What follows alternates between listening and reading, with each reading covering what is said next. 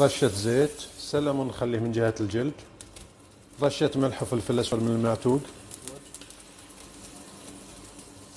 سمك السلمون بسرعة يستوي من كل جهة كم دقيقة وخلاص. خلاص نقلبهم. ما شاء الله كمية الأحماض الدهنية أوميجا 3 واجد في السلمون. خلاص استوى. شلون؟ خلاص نشيله.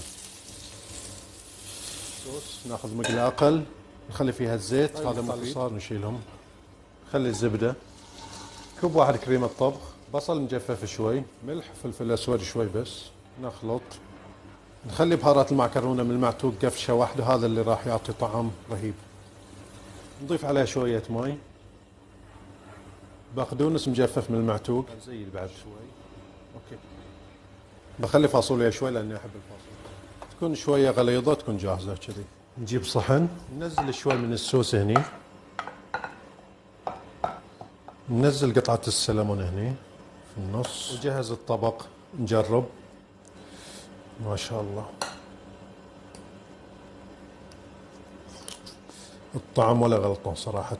الصوص هذا عجيب. نجربها مع العيش الأبيض شوي.